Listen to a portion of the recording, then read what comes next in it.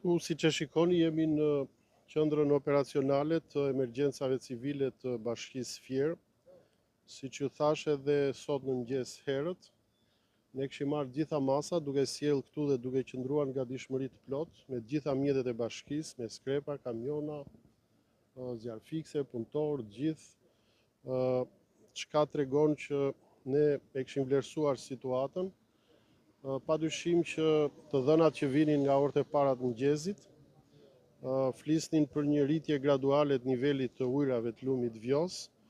Kulmi i tyre në fakt arriti rreth mesditës, rreth orës 2, ku siç i thash, sipas asaj shkallëzimit që kemi atje kapi nivelin 7 dhe besoj ndoshta për rreth një orë ne presim që këtu të vi niveli maksimal. Por duke parë kuotën aktuale që është këtu, besoj që nuk kemi rrezik dhe mund të them ndoshta me siguri që rreziku ka kaluar dhe nuk do të kemi asnjë problem sonte për sa i përket daljes së lumit Vjosa nga shtrati. Ky padyshim është një lajm i mirë për të gjithë, pavarësisht se ne bëm sensibilizimin e dur, morëm gjitha masat, ishim prezent, por në fundit, për sa kohë që Vjosa nuk na krijoi probleme, ky është një lajm i mirë.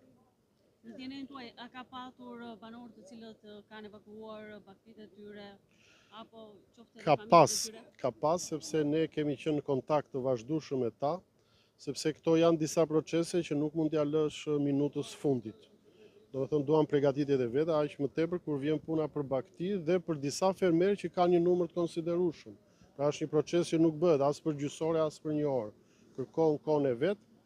Ndaj besoj që kemi bërë gjën e dur dhe ndofta përmirësimi i situatës dhe kalimi pothuajse 100% i rrezikut do të bëjë që në orët në vijim padyshim gjërat do të kthehen në vendin e vet.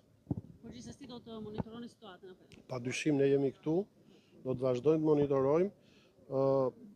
Sot që flasim ose në këtë moment tani niveli pothuajse ka rënë rreth 1 metër në raport me le të themi me orët e mesditës.